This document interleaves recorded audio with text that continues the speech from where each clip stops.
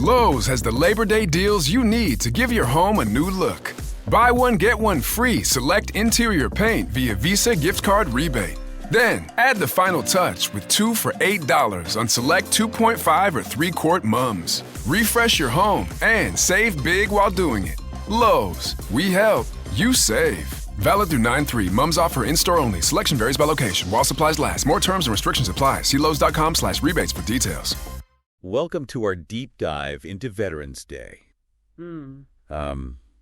It's a day we all have marked on our calendars, but I think it's easy to just see it as a day off. Yeah. Today we're going beyond the parades and sales to really understand the significance of Veterans Day. Right. We've got some fascinating excerpts from an article titled Veterans Day, Honoring Those Who Served. Okay. And I think you'll be surprised by some of the things we uncover. I think you're right. There's a lot more to this day than meets the eye. It's a chance to delve into its rich history and really grasp why it holds such a profound meaning for so many. Exactly. For instance, did you know that Veterans Day wasn't always called Veterans Day? There's actually a whole evolution behind the name. Oh, wow. And it speaks volumes about how we as a nation view and honor those who have served. It's a fascinating journey, and it all begins with World War I. The armistice that ended the war went into effect on the 11th hour of the 11th day of the 11th month in 1918. Wow. And so Armistice Day was born. It's almost poetic, isn't it? That very specific date and time, marking the end of what was supposed to be the war to end all wars. Right. Sadly, history had other plans. You're right, and that makes the evolution of this day even more significant. Yeah. At first, Armistice Day was solely dedicated to honoring those who served in World War I.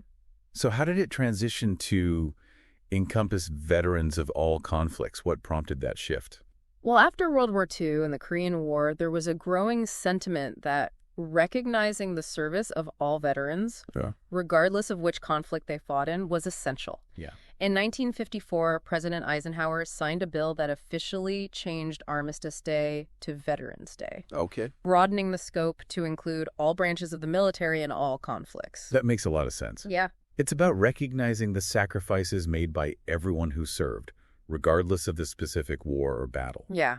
It speaks to a more inclusive idea of service and sacrifice. Exactly. It acknowledges that the commitment to serve one's country transcends any single conflict. And it also underscores the idea that the challenges veterans face upon returning home often transcend those specific conflicts as well. That's a really good point.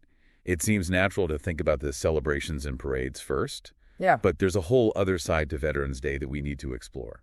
You're absolutely right. We often focus on the visible aspects of honoring veterans, but the article we have here really delves into some of the less visible challenges many veterans face when they transition back to civilian life. Okay, let's unpack that a bit.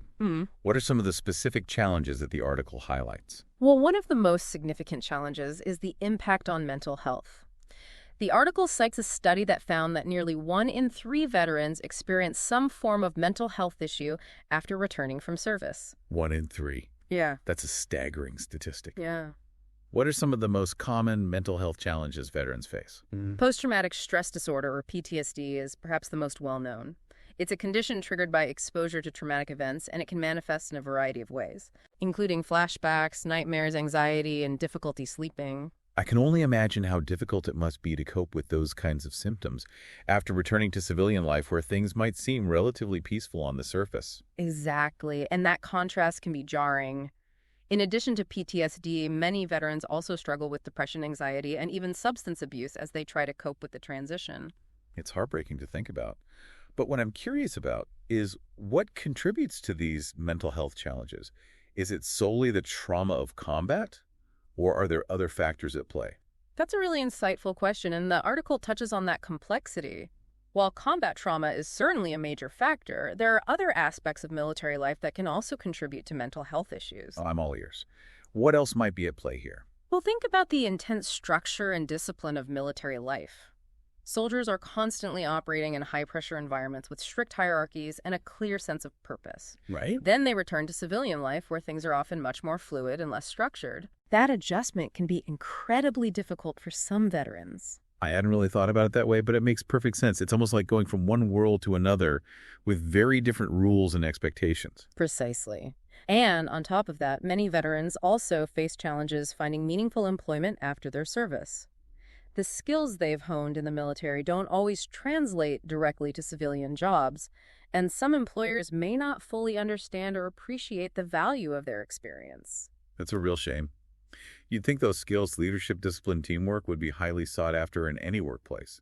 But the article also mentioned challenges with reintegrating into family life, right? Yes, that's another crucial aspect. Yeah. Being deployed for months or even years at a time can put a strain on relationships. Veterans may have missed out on key family milestones, and their loved ones may have difficulty understanding what they've been through. So it's not just about finding a job or dealing with the psychological impact. It's also about rebuilding and strengthening those personal connections. You've hit the nail on the head.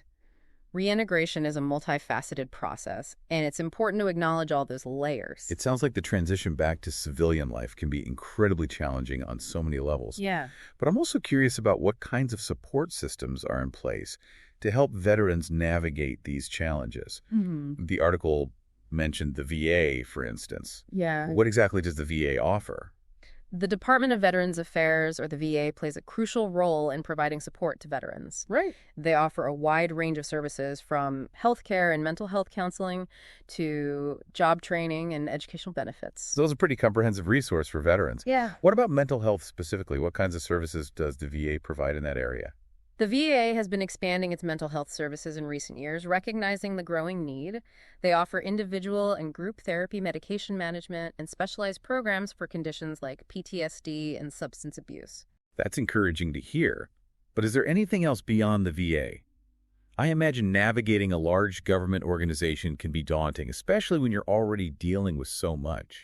You're right, and that's where nonprofit organizations often step in. Groups like the Wounded Warrior Project and Disabled American Veterans provide a more personalized approach, offering peer support, financial assistance, and even recreational activities designed to foster camaraderie and healing. It sounds like there's a whole network of support out there, which is fantastic. But it also makes me wonder, what can everyday citizens like myself do to support veterans in our communities? Is it enough to just say thank you on Veterans Day? While expressing gratitude is important, it's just the first step. True support goes beyond words. It's about taking action. Volunteering your time at a local veterans organization, donating to charities that support veterans, even just striking up a conversation with a veteran in your neighborhood. These are all tangible ways to make a difference. I love that idea of just starting a conversation. Sometimes simply listening can be the most powerful form of support. It shows that you care and that you're willing to learn from their experiences. Exactly. Veterans have so much to offer, not just in terms of their service to our country, but also in terms of their unique perspectives and resilience. Yeah. By engaging with veterans in our communities, we can learn from them, support them, and create a more welcoming and inclusive society. Now, while we're on the topic of honoring the military, I have a confession to make. I sometimes get Veterans Day and Memorial Day confused. It feels like they both revolve around recognizing the sacrifices of the military. So what exactly is the difference? That's a common question, and it's an important distinction to make. Yeah. While both holidays honor those who have served, Memorial Day specifically remembers those who died in service to our country. It's a day of solemn reflection, marked by visits to cemeteries and memorials. So it's more about honoring the memory of those who are no longer with us, who gave their lives for our freedom. Exactly. Veterans Day, on the other hand, is about celebrating the service of all veterans, both living and deceased. It's a day to express gratitude for their sacrifices and to acknowledge the impact they've had on our lives. Okay, that clarifies things a bit. So Memorial Day is focused on remembrance, while Veterans Day is about celebration and gratitude for all who have served. That's a great way to put it. And as we wrap up our deep dive into Veterans Day, I think it's important to emphasize that this day is just one small piece of the puzzle. What do you mean by that? Well, it's fantastic that we set aside a day to honor our veterans, but their needs and the challenges they face don't disappear on November 12th. That's true. Supporting our veterans requires a year-round commitment. Right. It's about advocating for better health care, ensuring access to mental health services, and creating opportunities for veterans to thrive in civilian life. I completely agree. And speaking of thriving in civilian life, the article mentioned that veterans bring a unique set of skills to the workforce. Absolutely. Their experiences in the military instill in them qualities like leadership discipline, teamwork, and problem-solving abilities that are invaluable in any profession. It makes you wonder, though, are there any unexpected places or professions where these skills might be particularly valuable, like areas we might not typically associate with military experience? That's an interesting question to ponder. I think we often have preconceived notions about where veterans might excel, but their adaptability and resilience could make them incredibly successful in a wide range of fields. Absolutely. So to our listeners out there, I encourage you to think about that. What unexpected places or professions could benefit from the unique skills and perspectives of our veterans? Maybe it's in education, healthcare technology, the arts, who knows? The possibilities are endless. And remember, Veterans Day is a great time to reflect on the sacrifices of those who have served. But it's also a call to action. Let's make sure our support for veterans extends far beyond just one day a year. Whether it's through volunteering, donating, or simply showing your appreciation, let's make a commitment to honor and support our veterans every single day. I couldn't have said it better myself. Thanks for joining me for this deep dive into Veterans Day. It's been an enlightening conversation. And to all our veterans out there, thank you for your service. Well, it's fantastic that we set aside a day to honor our veterans. But their needs and the challenges they face don't disappear on November 12th. That's true. Supporting our veterans requires a year-round commitment. Right. It's about advocating for better health care, ensuring access to mental health services, and creating opportunities for veterans to thrive in civilian life. I completely agree.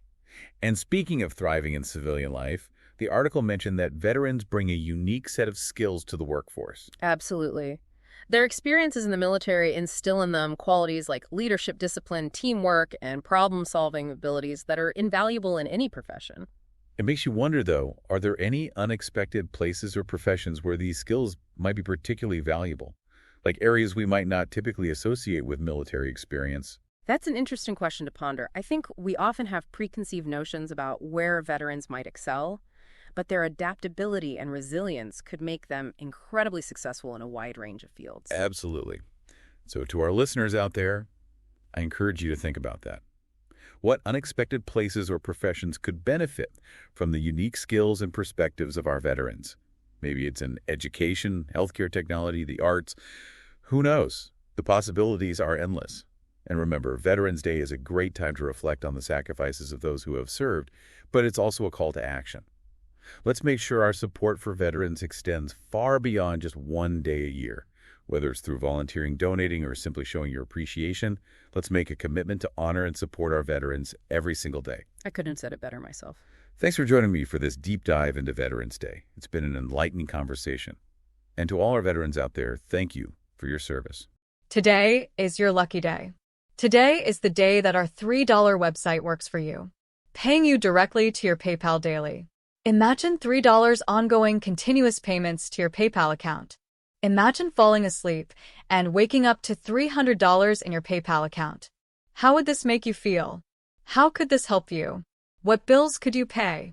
What kind of fun could you have? What does that retirement look like now? All for a one-time payment of $3. This website is DFY done for you, fully built and completely hosted, and never stops collecting payments for you.